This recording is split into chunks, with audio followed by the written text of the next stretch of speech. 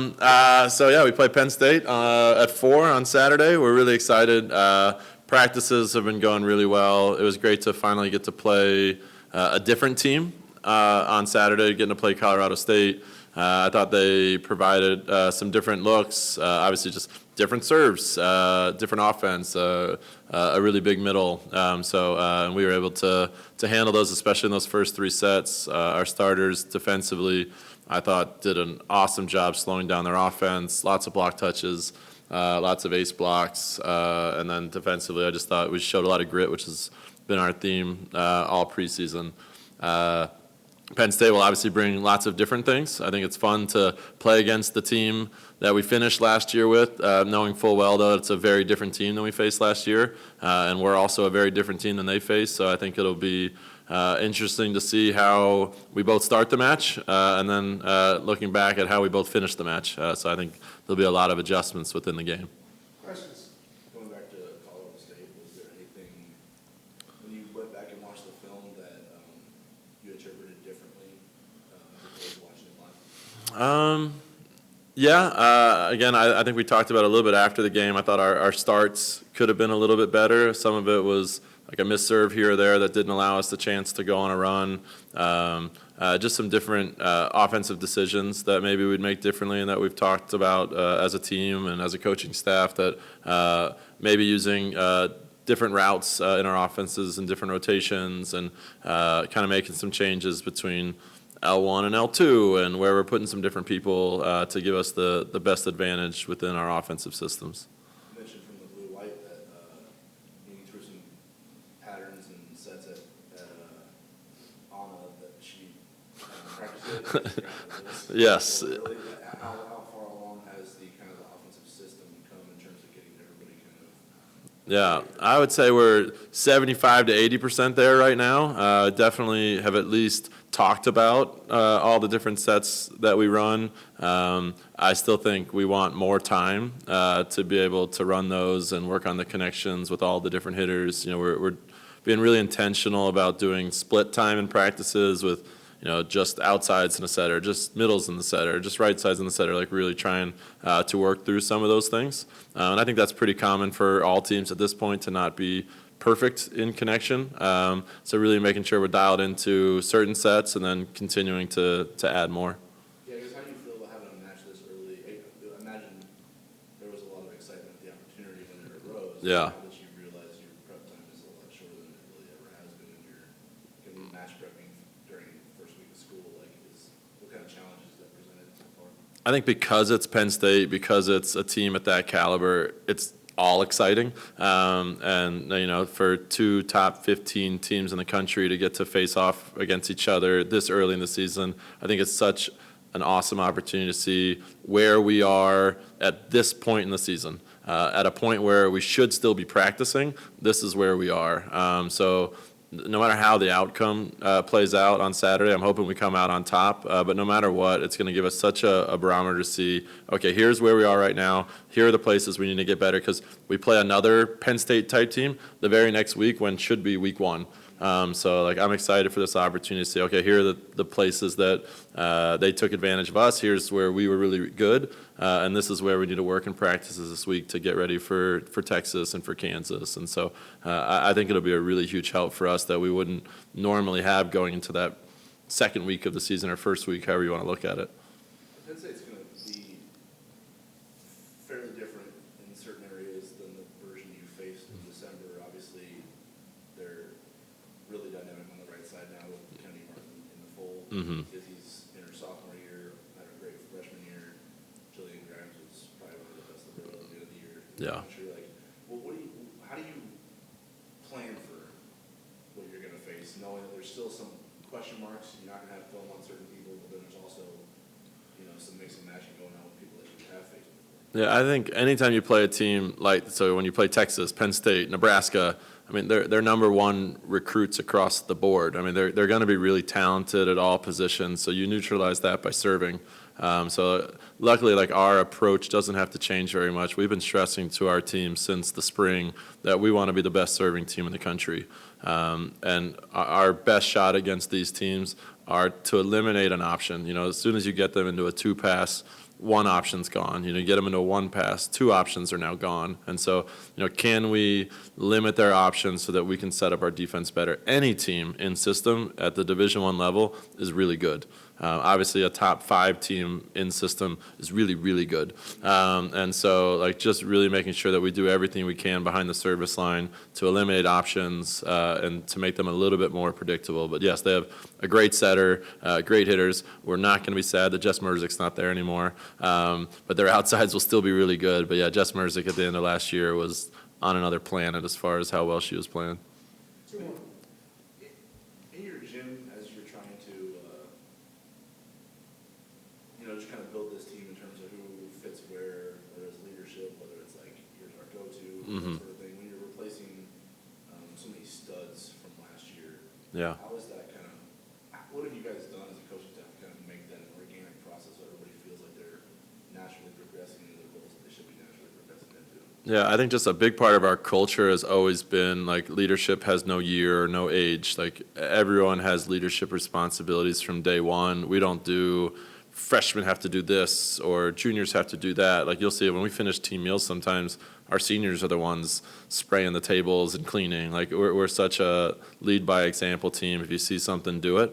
And so I think leadership is really shown right away. I mean, I've seen Abby Hayes do things that are pretty impressive from a leadership standpoint, just as much as I've seen Ava and Sky and Kiara and those. So really trying to develop those things early on in our program. And then, yes, I've seen Sky step up in ways of connection because the preseason is hard. There are position battles and fights of who's going to start here, who's going to win this, and so that creates stress. And so having people to really talk through role acceptance has been probably the biggest thing this preseason, and knowing full well that's hard. And we've had to have some really difficult conversations with players this week and last week, and so I think that's where you really see leadership step up and how they come to the gym that day and the rest of the preseason knowing that maybe they didn't get the role that they wanted, but they still are going to make our team better.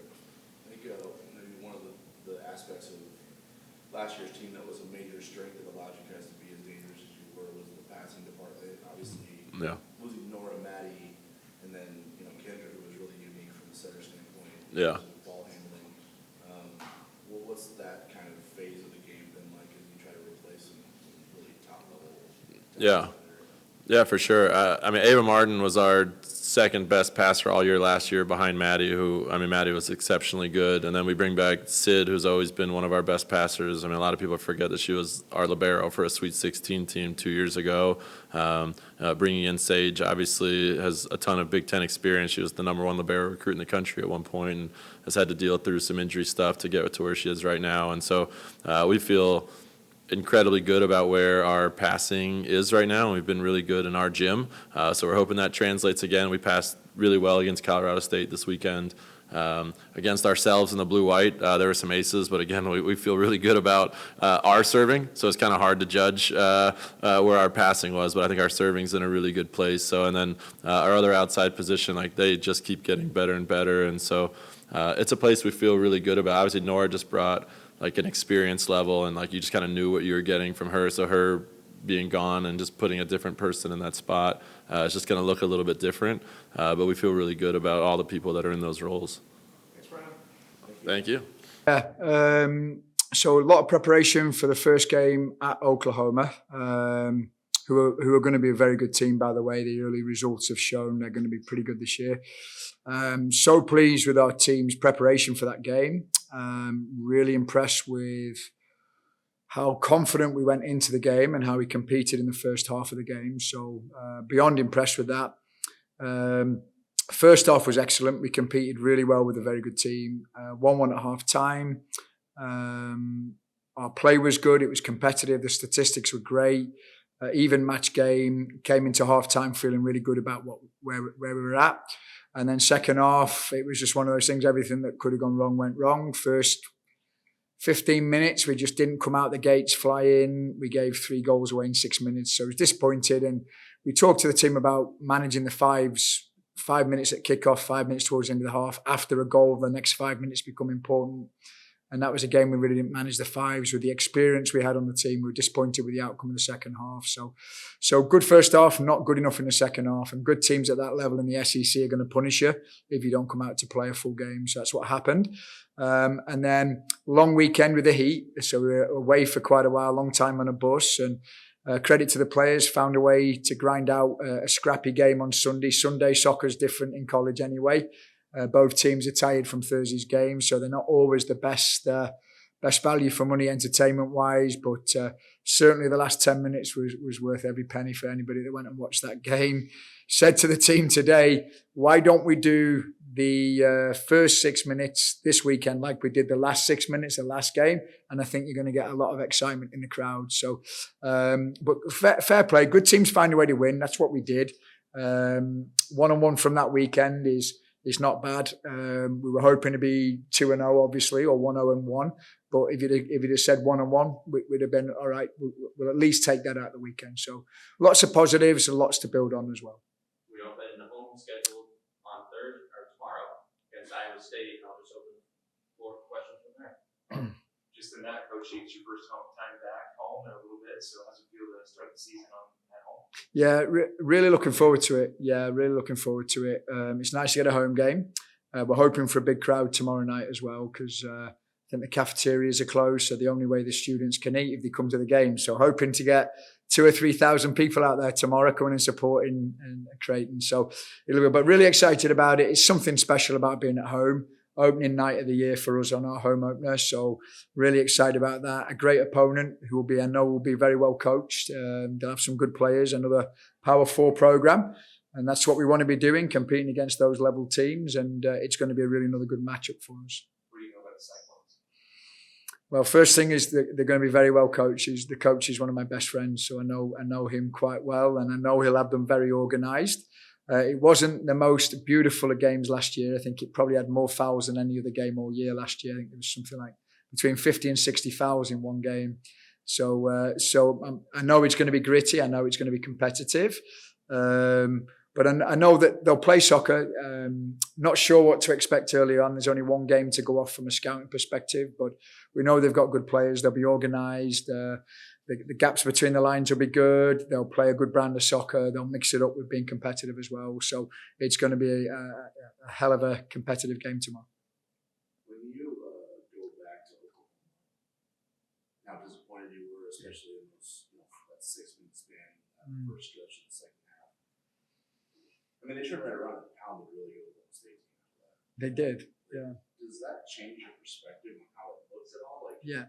Because you were really disappointed.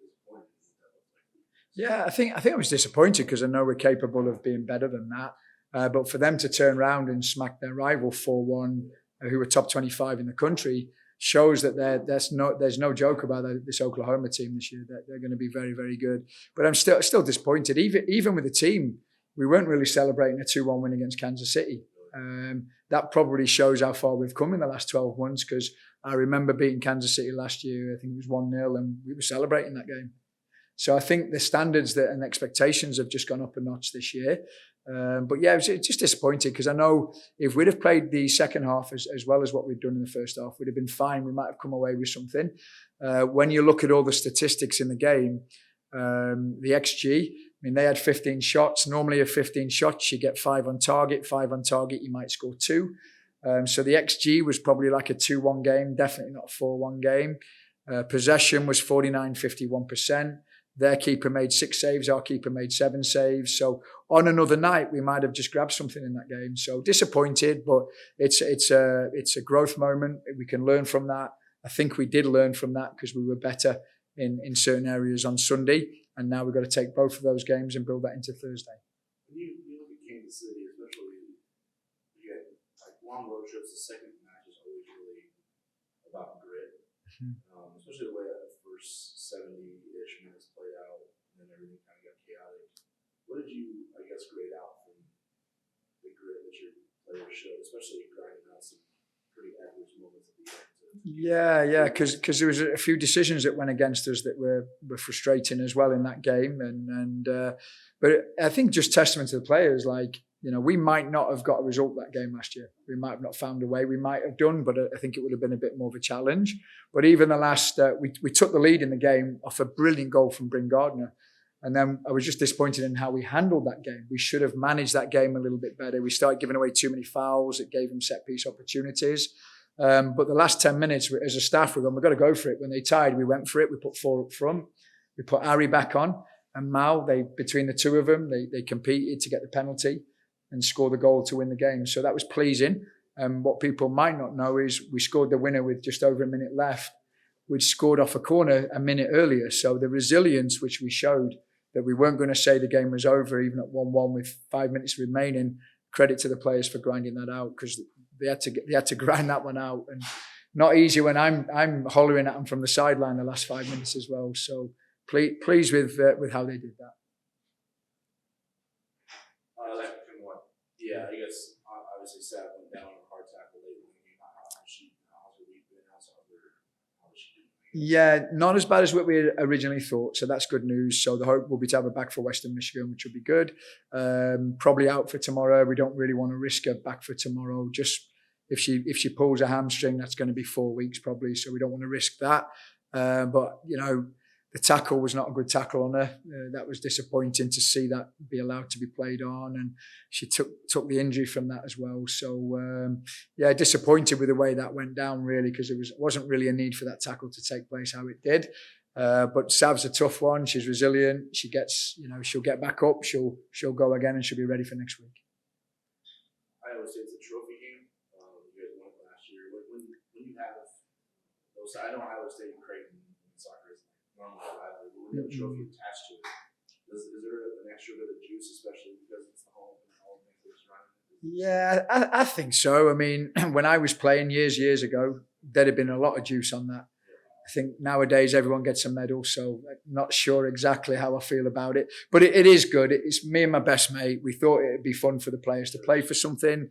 And it's one of those things, is that there's a trophy for a game, maybe 50 years ago or 50 years from now, that trophy's still there. And we can all say we were the first part of that. I probably won't be here to see it, but the players can all say they were part of that first game. So I'm hoping that continues, because we've all played in games with the trophy, and you wonder, where did that start? How did it start? And hopefully that becomes a good tradition for us.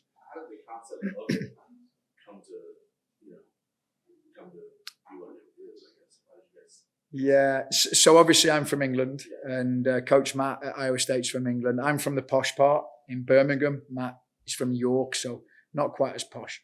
But we all love tea, so we thought, what better than a teacup with both logos? We've got a British flag and an American flag.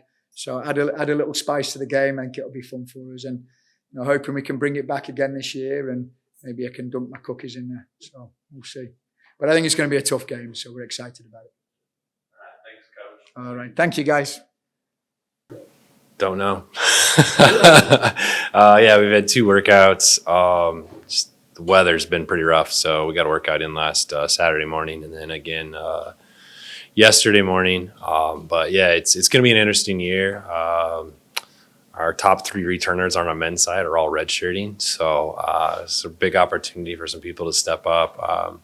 We lost a lot. We went through the roster from a year ago at that regional race, and 6 of the 7 people that raced at regionals on the men's side last year won't be on the roster this year between graduation and redshirts. So we got a good recruiting class coming in, though. And if you look at that men's side, 3 of the fastest guys in school history are in this freshman class. So there's definitely some opportunity, and we've already seen some growth from some of our sophomores that were freshmen last year, and some of the kids who were juniors last year, they're seniors now, just kind of stepping up in workouts already. On the ladies' side, we didn't graduate a single person out of that Big East roster or regionals roster, and then we brought in some good freshman talent as well. So those workouts have looked pretty good on the ladies' side. They've been packing up pretty well. It's just it's gonna be a matter of them working together, and same thing on the guys' side. We're not gonna have a low stick on either side of the bar for men or women.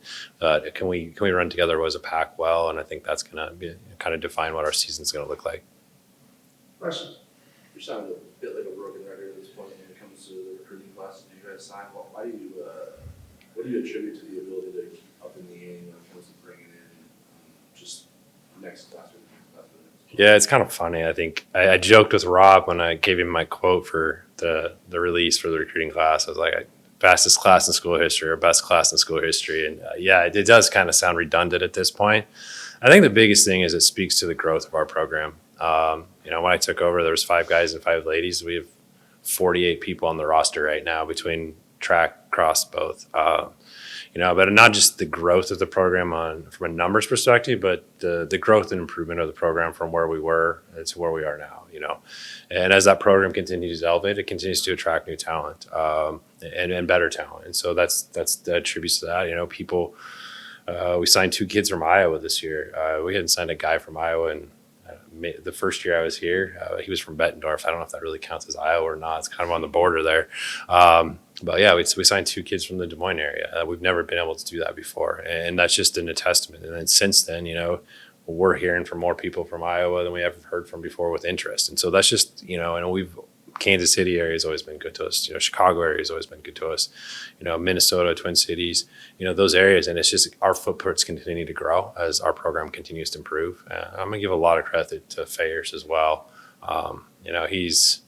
He handles 99.9% of that recruiting, and he does a great job of it. And he brings them in on their visits, and I come in like the used car sales manager and try to close the deal. But I think it speaks a lot to what Creighton offers as well. We're attracting phenomenal student athletes, and our men were academic national champions again this last year. And those are the people that we're bringing in here, and Creighton's an easy sell on that. I know Brian has talked about that before, from the volleyball perspective. Like the right kids and the right student athletes are going to be drawn to Creighton. And it's just a matter of continuing to find those kids. So it's exciting. I mean, can we say it again next year? I hope so. Why are your top returners returning? Yeah, so Tommy Murray's we're taking a long, cautious road returning from injury for him. So just playing the long game, and he redshirted outdoor track last year as well. So it's going to kind of even out some of his eligibility. Then Noah was transferring last year. And so his eligibility when he transferred in from Arizona was kind of a bit wonky. So we're just trying to balance that back out. And then Evan is best friends with Tommy. And Evan's basically, hey, Tommy, let's run it back here in another couple of years. So the exciting part about that is that those on paper would have been your 1, 2, 3 this year.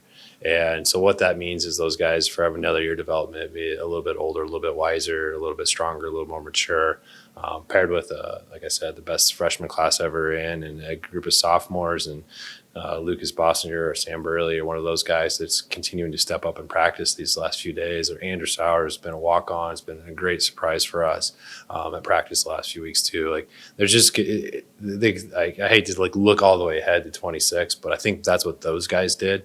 And they said, wow, we could be really good, that year. So I'm going to support that decision for them. So What are you hoping to get out of the exhibition against Middle? It's out at the home course. That's the biggest thing for us this year is just time on the home course. I thought I was at the home course a lot, but with hosting Big East this year, I figured out already that I'm going to be out there more than ever. Staff at Mahoney State Park's done an amazing job. We had a dream 5 years ago. We didn't have a course, and what we've built out there is incredible. People from the Big East were on site this week doing a site preview, and one of the guys from the Big East said it's the best course he's ever seen. So yeah, for us, it's going to be, I know the coaches at Bellevue really well. I've known them for forever. It's kind of just a little friendly, kind of get together and run a little workout and have a little fun out there. But it's also going to be seeing some of the small changes we've made to the course since this last year, and seeing how those played out in our mind versus how they're going to play out in real life. How we kind of try to think of the course as an F1 track. And so what is this turn going to look like when we're running in versus just what does this turn look like on paper or where we've mowed it.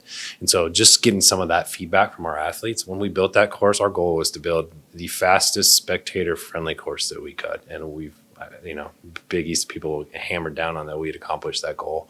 And so that's what we're just continuing to do. We host out there the first, official home meet the following week. So it's just a little bit of fine tweaking and things like that if we need to make any adjustments to it. You said I see those speedy freshmen get out there. Yeah, I'm excited. It's one thing to go through a workout, but it's another thing just to just to change shoes out and get on the grass and kind of rip that Band-Aid off a little bit. It's going to be fun. I'm really looking forward to the year. It's going to be not what I envisioned a year ago. We were looking at all these great guys, group of guys coming back and being our 1, 2, 3. But now it's a great opportunity to see what these next few years can bring. So it's going to be fun for sure. On the women's side, having a lot of your returners ready and able, what's the outlook like, the anticipation like, especially as you get to have some kind of competition this week? Yeah, I think on the ladies' side, it's going to be a lot about how they gel and bond together. Taylor looks really, really good right now. She had a phenomenal track season, moving all the way up to 10K on the track. She looks strong and fit. She went home to Colorado this summer, trained at altitude. Raina Heiser is a freshman. We got coming in. She's one of the fastest freshmen to ever walk in the doors here. She went 17:30 and down in Texas last year, and on the track as well in the spring, incredible times. And then, we have some of our returners with Carly and Annika and, Kath. And Soph's looking really good right now. So it's just going to be a matter of those group of girls. And a year ago, what helped them be is where they were last year is their spread was pretty small. And so if we can get that group of girls to run that tight pack again, then that group of girls has a chance to, move up in our placement in the Big East as well as the regional this fall. And those are the goals that they have in front of them. And I think they can step up to that challenge. There's a lot of senior leadership. And the big talk this last week is going to be, everybody leaves a legacy. Doesn't matter who you are or what your program is. When you leave here, you leave your legacy. So what's your legacy going to be? Not just this year, but 5 years from now. And it's not all just the legacy that we leave in competition. What's our legacy for the culture that we're leaving and academics and what we're doing beyond that in service in the community and our professional life. But that's our challenge to them right now is this is your opportunity to write your legacy and here at Creighton, and let's see what we can do with that. You mentioned a couple of times about being able to run, as you said before, it was pad. Like, what is the value there? And when it comes to competition, being able to kind of not have much separation between your runners, where you're all kind of within each other. Yeah, unless you got a low stick, you better be packed up. That's just eliminating that giant point spread amongst your kids. The other thing is we talked about it in our workout this week. It's a lot easier to run with somebody than it is to run by yourself. And so even if you're one person's having a bad day, but there's 3 or 4 of them together, we can get that person to tag along hopefully and turn what could have been a bad day into a day that we can be proud of at the end of it and still come away with helping our team the best way we possibly can. Anything else? All right, thank you. Appreciate it.